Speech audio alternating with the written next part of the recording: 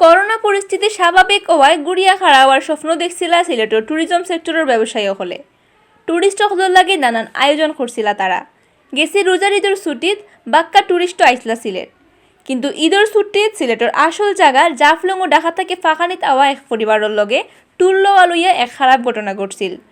Tour লওয়ার তাহা volunteer রখলে এই পরিবারের মারার ভিডিও ফেসবুকে ইউটিউবে চিত্রে যাওয়ায় বউতে সিলেট তাকে মুখ ফিরাই দিছেন। এর কদিন বাদ তাকে সিলেটও একটানা মেঘ আর বন্যার কারণে ব্যবসায়ী হলের মাথাত আত দিলাইছেন।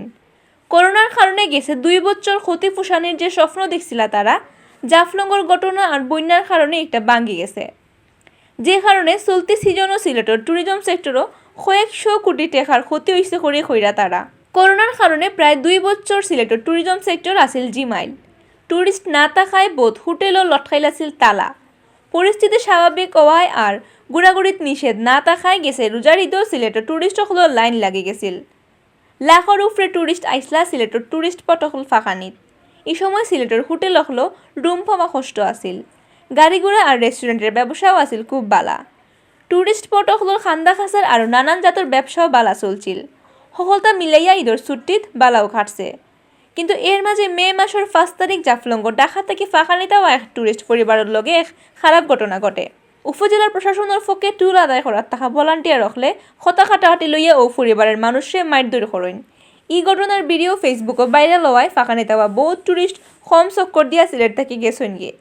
5 তারিখের বাদে যারা সিলেট ফাঁকানিতে ইত্যা চাইছিলা তারার মাঝেও বহুতে হোটেল বুকিং ক্যান্সেল করে দিছেন। ট্যুরিজম খাতো ই বাদ আসর যাইতে না যাইতেও ফুরা সিলেটও লামছে বন্যা। 2004 ইংরেজির বাদে অত বড় বন্যা দেখছেন না সিলেটের মানুষে। বন্যায় ফানির নিচে গেছিল গি সিলেটের সকল ট্যুরিস্ট স্পট হল, রাস্তাঘাটও আছিল ফানির নিচে, যে কারণে ট্যুরিস্ট স্পট হল একটাই বনও আছিল।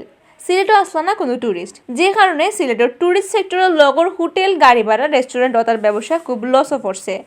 করোনার সময় বোধ মালিকরে হোটেল চালু রাখার লাগি ব্যাংক থেকে লোন লওয়া লাগছে, কিন্তু করোনা পরিস্থিতি স্বাভাবিক হইলেও ব্যবসাত লস দেওয়া তারা খুব বিপদও পড়ছেন।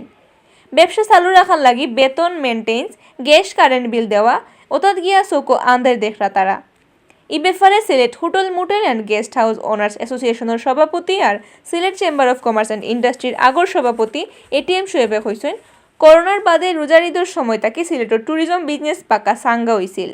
ব্যবসায়ী হলে আগর ক্ষতি ফুসাইয়া সামনে দিয়ে আফগানের চেষ্টা তাসলা, কিন্তু জাফলংয়ের ঘটনা আর বন্যার কারণে তারা বাড়ি খাইলিছেন। গেছে 6 মাসে সিলেটের ট্যুরিজম সেক্টরও ক্ষতি হয়েছে কয়েকশো কোটি টাকা। আবহাওয়া আর পরিবেশ পরিস্থিতি স্বাভাবিক থাকলে সামনের কুরবানির ঈদের বাদে এই সেক্টরও হিরবার বালা হইতে পারে।